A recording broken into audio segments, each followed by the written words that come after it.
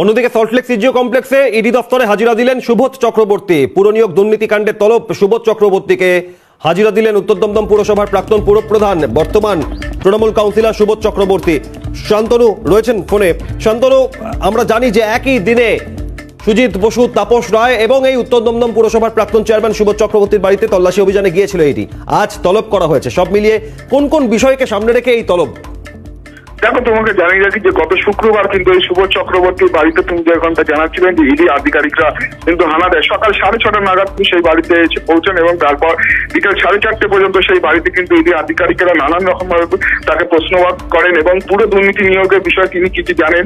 তার সময়কালে যে 58 জন যে চাকরির নাম উঠে আসছে উত্তর দমদম পৌরসভা, যারা কিন্তু সিবিআই ইতিমধ্যে তলব করেছেন এবং সেই প্রসঙ্গে তাকে কিন্তু জিজ্ঞাসাবাদ করা হয় এবং তার উত্তর কি সন্তুষ্ট হয়েছিল বলে অসন্তুষ্ট হয়েছিল বলে আমরা জানতে পারছি এবং তার কিন্তু একটি মোবাইল ফোনও কিন্তু বাজেয়াপ্ত করেন ইডি আধিকারিকরা। এবং আজ তারকে দেখা গেল যে সুবোধ চক্রবর্তীকে কিন্তু সল্টলেকের সিজিও কমপ্লেক্সে ইডি দপ্তরে হাজিরার যে নোটিশ দেওয়া হয়েছিল সেই নোটিশ মতো তিনি কিন্তু কমপ্লাই করেছেন এবং কমপ্লাই করে তিনি কিন্তু আজকে সিজিও কমপ্লেক্সে এসে পৌঁছান এবং এসে পৌঁছানোর পর তাকে যখন জিজ্ঞাসা করা হয় কেন তাকে ডাকা হলো, সেই প্রসঙ্গে তিনি যেটা জানান যে তারা কিন্তু কোনো দুর্নীতি করেননি, কে কি করেছে সেটা বলতে পারবে না।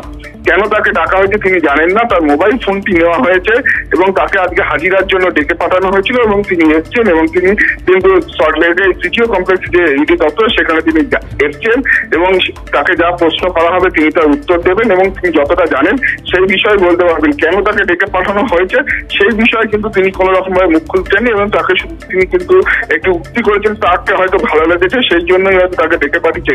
কেন তাকে ডেকে পাঠিয়ে পরিষ্কার করে কিন্তু কিছু বলা হয়নি। কিন্তু পুরো দুর্নীতি নিয়োগের ক্ষেত্রে সুবোধ চক্রবর্তীর নাম উঠে এসেছিল। তুমি জানো যে গত শুক্রবার যেরকম মন্ত্রী সুজিত বসু তার পাশাপাশি বিধায়ক তাপস রায়ের বাড়ির পাশাপাশি কিন্তু ইডি কর্তারা কিন্তু এই সুবোধ চক্রবর্তীর বাড়িতেও কিন্তু হাজিরা দিয়েছিলেন উত্তর দমদম পৌরসভা।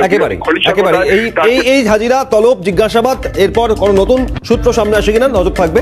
ধন্যবাদ শান্তনুকে। সুবোধ চক্রবর্তী উত্তর দমদম পুরসভার প্রাক্তন পুরপ্রধান বর্তমান কাউন্সিলর, তিনি আজ সিজিও কমপ্লেক্সে পৌঁছে কি বলেছেন দেখুন। আপনাকে কি ডেকে পাঠিয়েছে পুরো দুর্নীতি নিয়োগের ক্ষেত্রে? ডেকে পাঠিয়েছে যাচ্ছি, দেখা করছি। মানে এই যে পূর্ণ দুর্নীতি যে একটা চলছিল এটা নিয়ে কি বলবেন? আমরা দুর্নীতি করিনি, সুতরাং কোথায় কি হচ্ছে ওই নিয়ে আমাদের কোন মাথা ব্যথা নেই। আপনার তো বাড়িতেও গেছিল। হ্যাঁ, তারপর আজকে ডেকে পাঠানো হলো। হ্যাঁ। তো আপনি সেদিন কি আপনার কোনো উত্তরে তাদেরকে কোনো কিছু হয়েছিল যে যার জন্য আপনাকে আবার ডেকে পাঠানো? সে আমি কি করে বলবো যে আমার উত্তরে ওরা অসন্তুষ্ট হয়েছে কিনা, সন্তুষ্ট হয়েছে কিনা। হ্যাঁ, দেখা করতে বলেছে, দেখা করবো। আপনার কোনো কিছু ডকুমেন্ট নিয়ে এসেছিল? কার? না, কিচ্ছু না, মোবাইল দুটো নিয়ে এসছে। আচ্ছা, কি আপনাকে কোনো নথি নিয়ে আসতে বলেছে? না, কোনো নথি নিয়ে আসতে বলেছে। আপনাকে ডাকা হয়েছে? হয়তো আমাকে দেখে পছন্দ হয়েছে, চেহারাটা সুন্দর।